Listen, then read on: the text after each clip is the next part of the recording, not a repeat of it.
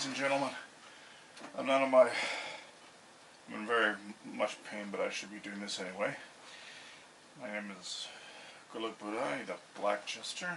This is Black Jester Matters, episode 9, is it? Yeah, I think it's 9 in 3 years. That's quite something. Milestones! But, I might seem up, but I'm actually in agonizing pain. That's why, if you see the video, you'll notice that I am not in the Black Jester garb, not even the beret. Actually, the first, I think it was like 6, I forgot the beret, which was really silly. Maybe it just fell off. Anyway, what's the starting topic but homophobia?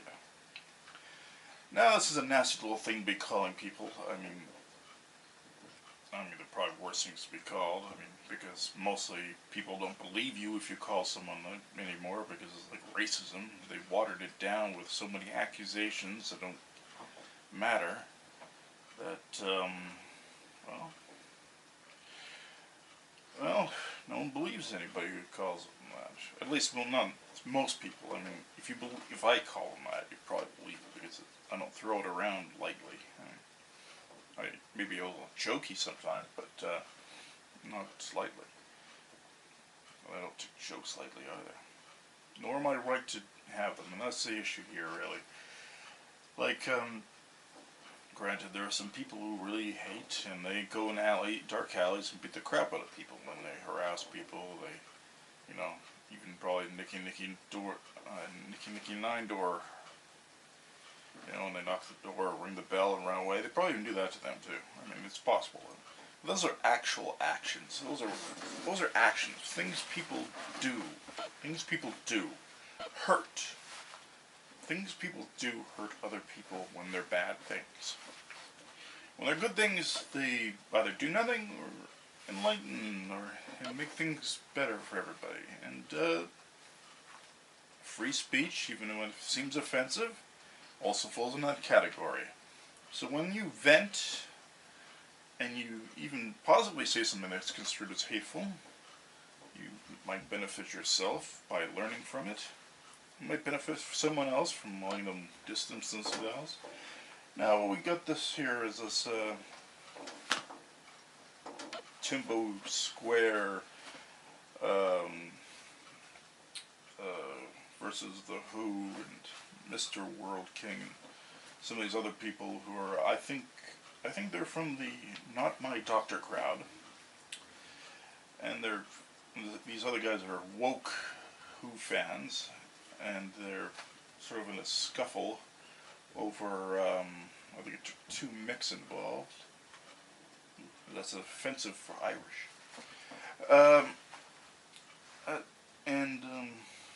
It's a ridiculous little bitching session, really. I mean, it's just typical Twitter in many cases. I mean, it starts out with some really good sarcasm here and there, but largely from the right end of things, of course, because they take it too seriously in the woke end of things. I think largely because they can't really compete with these people in this doctor stuff, so they decide to take the homophobia low blow at them and stuff like that. You know, win those small little pathetic victories when they can. I think it started out because some guy didn't know that Claudette Colvin was usurped by Rosa Parks in getting credit for the bus scenario down in Alabama, and at least that was my point. And I think it ended up becoming how the Who is homophobic and calling himself the Who. Well, I'm guessing it's kind of obvious why he called himself that originally. I don't think it had anything to do with that. But, you know, I posted a joke about Townsend's joke about Mick Jagger's pecker. It was big and tasty. And they were both laughing, apparently. Well, him and the other guy, he's a very good actor. Daltrey, that's right. We're snickering about it. In some article, I mean, it's... And the guy who uses the moniker, the Who on this thing. You didn't get upset about that one. I got upset by them because they're trying to show images of actual kissing and two men and stuff like that, and rubbing it in their face and trying to purposely bait them into it's a very long thread. I was involved in this just because, well, in between, well, I'm listening to shit and stuff like that. And I was making some decent points, but I was trying to be a libertarian in the middle of all this, and there's the socialist wokers, and there's this one guy claims he's a libertarian, but I doubt it. I mean, he might have just saved someone else's online image of one of those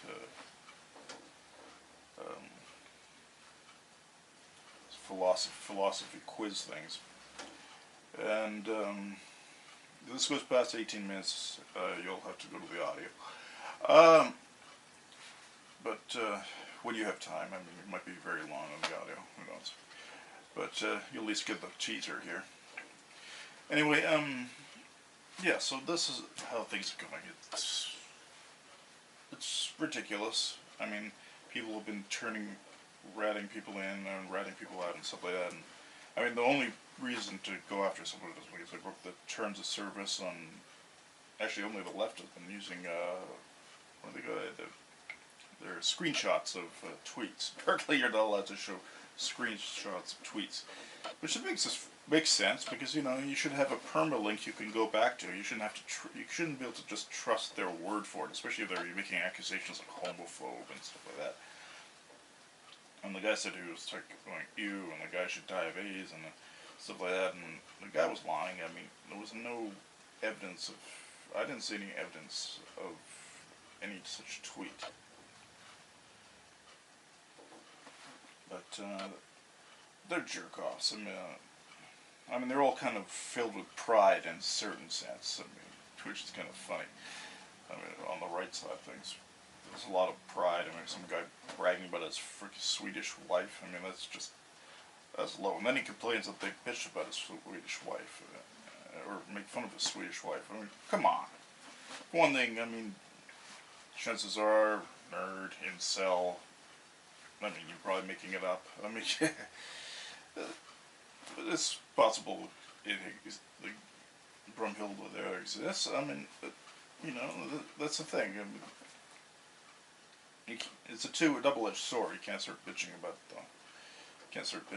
the jokes at an expense of something he brought up. So that's one point to the other side on the left. But, generally speaking, the left ain't doing too well on this thing because really they're just ad hominems and crap like that.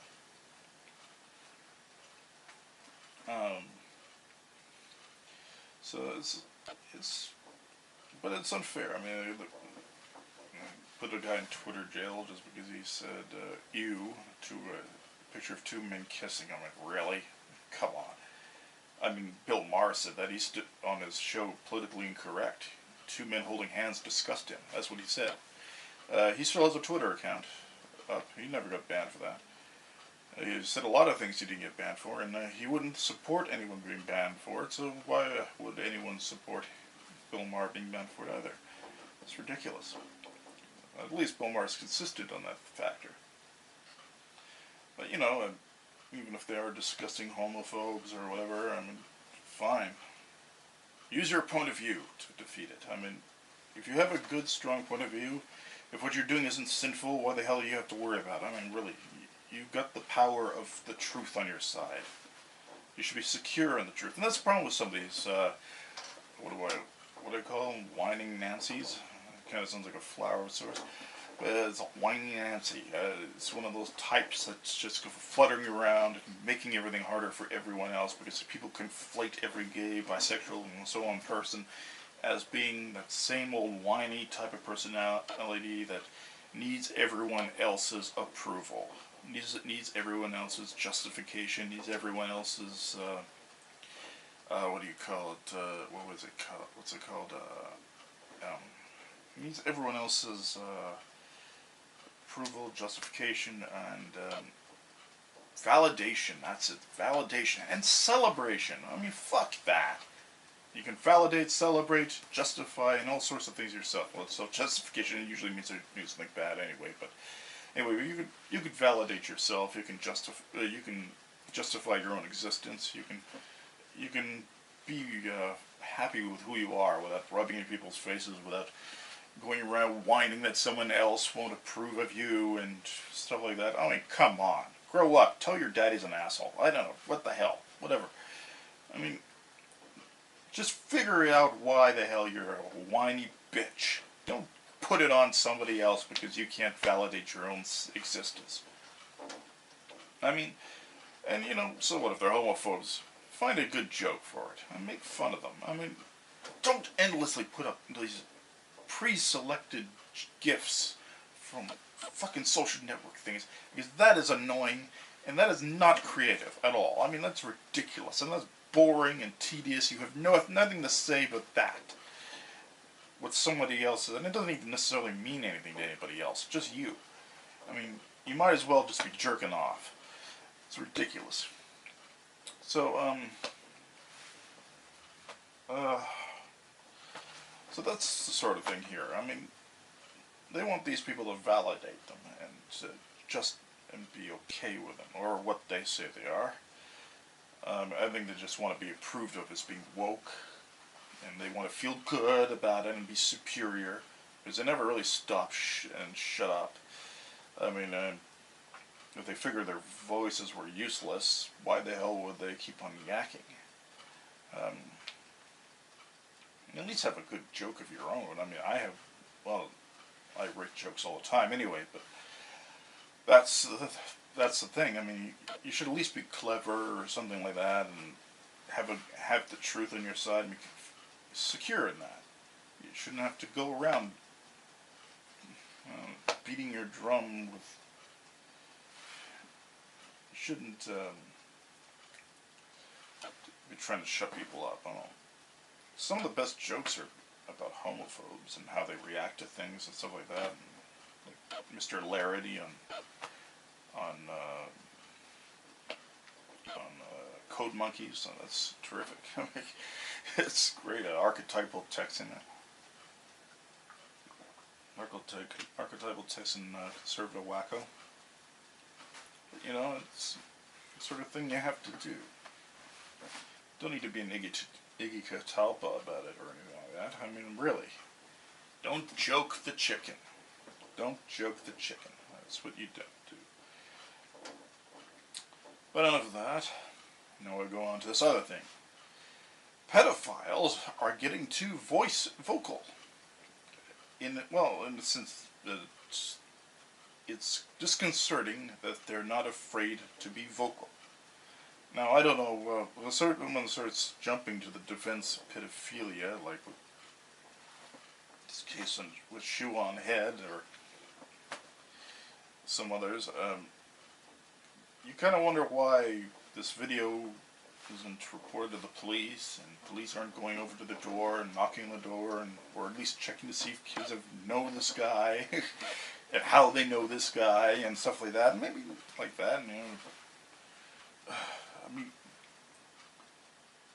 and these no maps and maps. Oh, please. Like, you're not going to fondle a kid the moment you get on there. I mean, just because you're the incel version of a pedophile doesn't mean you're not going to be of danger to somebody.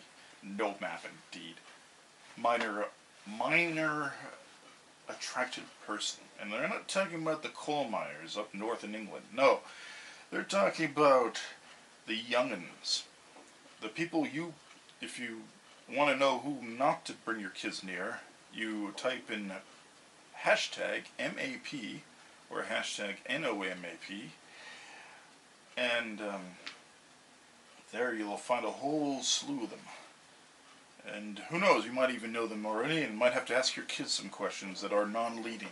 Remember, non-leading questions when it comes to this sort of thing. You have to figure out, get them to tell you, because it can be troublesome otherwise. This is very disturbing. I mean, they've got this brand, they actually believe they have a sexuality that is justified and should be in the LGBTQ blah blah blah. Like they need more letters. I mean, really, They need that like a hole in the head. They just got away from being accused of being automatic pedophiles from that sort of thing. And that whole homophobic thing. I mean, we really, I say they, but even though I'm bisexual, because I don't feel included in all that. They got to be there, but I don't feel included in all that. Oh, you like chicks. There's a joke I put up. They asked me if I like broads, if I'd fuck broads. I say, yeah. And they say, so you're straight. And I say, well, I didn't say that. Yeah, it's sort of how it works out. And it's, and there's a huge biphobia problem in that organization, those organizations, and stuff like that. And possibly trans, too. There are some lesbians that don't care for the transsexual thing, which to some degree I can somewhat understand. Women finding it problematic, or men finding it problematic. Well, women especially, I mean, you spend all your life with having to ride the rag and possibly pushing out kids, who knows, or worrying about pregnancy and stuff like that, and you realize that this guy just had surgery and calls himself a woman and decides that he's a woman, and you gotta be a little pissed, because I mean, that's a lot of dues you earned maturing into a woman, rather than unless if you a lot of the pain is probably made up in the surgery, like someone Blair Law puts into, because she really puts the effort in. I mean, so much so that I have no problem saying she when it comes to that, because I mean, even if she was still a male twink, I think I'd still call it. Sorry, pardon it. Call this individual she, because I mean, she. I'd still make her a woman.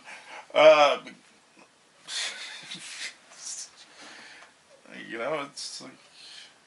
I mean, that's like a bisexual prize right there. I mean, you get both releases in one package right there.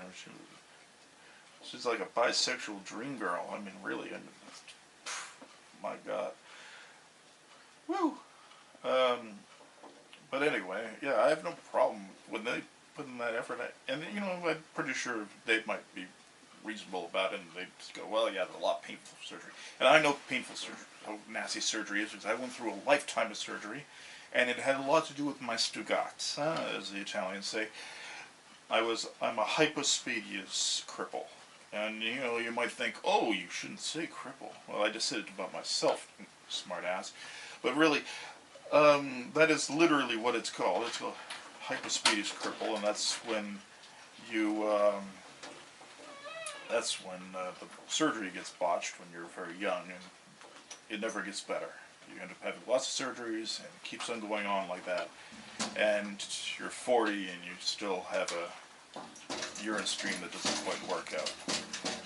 My doggy's very happy right now, on his tail. He's very cute. Gotta love shepherds. Anyway, that's a good boy here.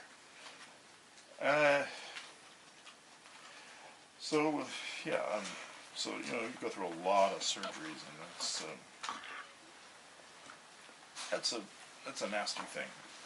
Spread out or in a close proximity, it's pretty nasty. I don't know what anyone would volunteer for personally. It's really, I don't get people liking pain and stuff, and surgical obsessions and stuff like that. It ain't fun. Drugs aren't fun either after that. I mean, certainly aren't fun after that, because it's not a choice ever when you go through that. But anyway, enough about that.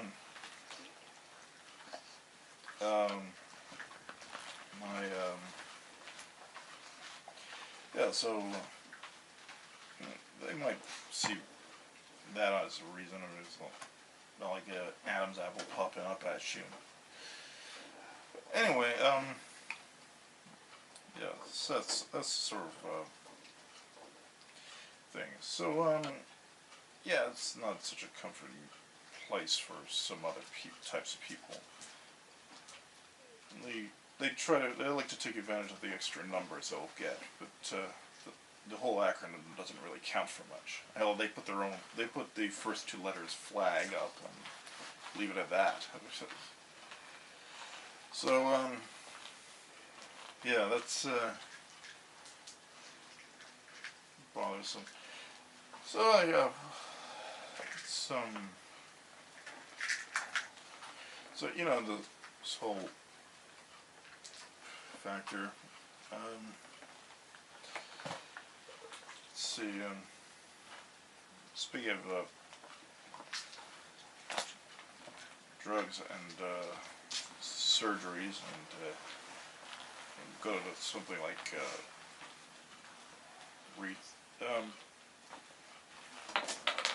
when you look at certain places and pain pills, things like that. I mean, people don't necessarily choose to take them, and they get treated like they choose to take them. Or in BC, you have to sign something saying that you will not resell them.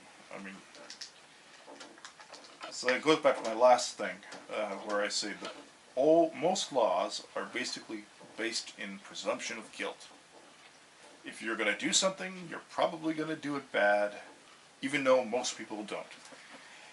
And that's basically the crux of it. And you got to think about it. Think about this too, right? They're giving them free transsexual surgeries in BC, but they're going to have to jump through hoops to get the pain pills afterwards. And my guess is a lot of the cliche situations where transsexuals become prostitutes sometimes come from the fact that, well, they get addicted. Well, they don't necessarily get addicted. They just need the pain pills at first, and then they can't get it from the doctor because of the hoops they have to go through, and endlessly like that. And then because of all this status, evil presumption of guilt, and legal bullshit, they go to the street, and then they get the drugs, and it's not necessarily as pure as they expected, and they're a little more hooked, possibly not. Maybe it's just for that period of time, but maybe they go to jail, then they get beaten, they get abused, and they go through the rap because they're not violent people, they're not predatorial, they're not even ruthless. So they come out, they're either abusing more things, worse things, maybe other people at that point. I mean, it just becomes very, very bad. And they shouldn't be doing this stuff. I mean, people learn pain. I don't like taking pills either. I don't like taking aspirins even. Because I grew up with stuff like that because I went to a lot of surgeries because I had the tainted taint. It's an ironic cruelty. I mean, it'll work perfectly sexually, but it just won't work perfectly urologically. And you think that might not be cruel? Yeah, it is, but it is because you have to urinate. I mean, you have to urinate. I mean, your kidneys will explode. Your kidneys won't explode if you don't blow your load. Your kidneys won't explode if you don't blow your load ever. I mean, you might get a little blue-balled and frustrated, and maybe an extra conspiracy will pop in your head, I don't know. But you're certainly not going to lose your kidneys on that front. But I'm surprised I still have kidneys. I think my my last meteorologic urologist was rather surprised. My kidneys were as strong as they were when he checked them. That was a long time ago, of course. Must have been over 20 years ago. My God, where'd the time go? But yeah, I mean, it's not always fun taking them when you need them, and when you need them, you shouldn't just be questioned like you're a criminal until you're proven you're a criminal, and that usually means that someone actually catches you in the act of reselling them, or maybe buy more on the street, or someone catches you. And I defended lots of people on this from the past. Limbaugh, he said he was doctor shopping. That was in the 90s. Doctor shopping, that's the best part of the United States, isn't it? You get to choose a doctor, so what? Because you're paying for it for one thing, and that gives you a lot more options. Isn't the idea of having more options in the marketplace of doctors not such a bad thing? Maybe another doctor would be better. I mean, really, and so this whole panic about hillbilly heroin, and look where we are now. We got this fentanyl stuff. Everything, all these laws, and so things still get worse. And they made even more laws, and things will just get worse. And you think marijuana is better? No, it's not getting better, because they actually they got rid of less laws to replace with more laws. They got rid of like 80-something laws and had it over 100 in Canada. Yeah, that's what happened. They didn't actually legalize it. They just juggled. They just over-regulated it some more. Granted, there are different ways to end up in jail for it, but you still, unless you have a lawyer with you every time you're buying, you probably can't be certain you got it legally enough not to get in jail, or get fined seriously enough to not afford the fine and then end up in jail for shortchanging the government. And that's where they really get you, because shortchanging the government's usually a much bigger sin in their eyes than getting cut with some drugs. And that's why when they say fines instead of prison, it's not necessarily a good thing. You know, it's a terrible thing. It's moving on from one vice to another. I think I should bring up the poor ladies at the Bunny Ranch and down in Las Vegas and those other places that were run by the late Hoff. The Senate decides to overlook. Now, granted, referendums aren't binding because every state is given are promised a Republican form of government, not a direct democracy. So, but the idea of the state senate in the Nevada and the legislature pulling the rug from underneath these girls is just ridiculous and cruel. I mean, it's one thing if you're like going to say, okay, we're not going to allow more of them to open. That'd be much more humane than just shutting them down. I mean, but it's still stupid. I mean, especially in a place where it's been legal for a while. I mean, it's one thing when it hasn't been legal yet, and you might argue that it's still better than legalizing it after it's been illegal. It's just as much. It's even much more reasonable to say that when it's been legal for a while and people have gotten used to it, that it's even more stupid to pull the rug from underneath and change the rules halfway through the game, basically. And they should leave those girls alone. I mean, they basically rent a room in these places, and they're officially called brothels. But, I mean, they could probably do people's taxes there if they wanted to. They're not really necessarily... they're allowed to have a web page on the site and sell whatever they're going to sell, and have a room to do that. I mean, it would be kind of funny if that were the case. You know, surf the site and see that